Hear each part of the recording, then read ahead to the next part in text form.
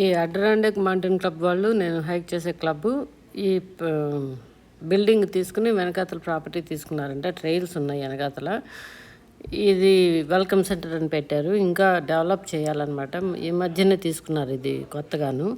అందుకని ఇంకా పూర్తిగా అంత లేదు, లోపల అంత బాగా లేదు, బాగుంది. కానీ దాంట్లో ఇన్ఫర్మేషన్ అది ఇస్తున్నారు. మేము ఆగామన్నమాట ఏమున్నాయని చూడడానికి. ఇక్కడ బేరు ఉంటాయి. బేర్స్ అంటే ఎలుగుబంట్లు ఉంటాయి కదా, అవి వాటికి ఫుడ్ బయట ఉంచకండి.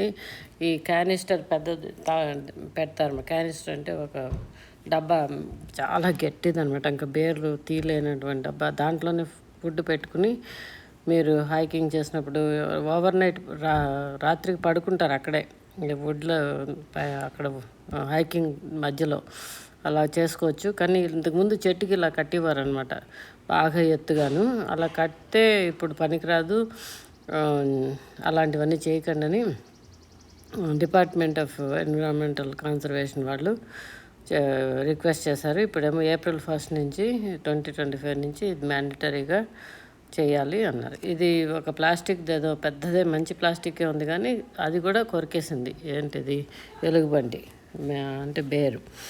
సో ఇవన్నీ ప్యానల్స్ ఉన్నాయి. ఏమేమి చూడొచ్చు ఇక్కడ దగ్గరలోని వైట్ ఫేస్ మౌంటైన్. పోయినసారి మేము 3 ఏళ్ల కింద చూసాము. అప్పుడు నేను యూట్యూబ్ లేదు, నేను అందుకని తీయలేదు. అది చాలా బాగుంటుంది ఆ వైట్ ఫేస్ మౌంటైన్. ఎవరైనా లేక్ ప్లాసిడ్ దగ్గరికి వస్తే తప్పకుండా వైట్ ఫేస్ మౌంటైన్కి వెళ్ళండి. నిజంగా ఇట్స్ వర్త్ సీయింగ్ అనమాట. ఆ లేక్ ప్లాసిడ్ అనే ఊరు ఒలింపిక్స్ చేశారు.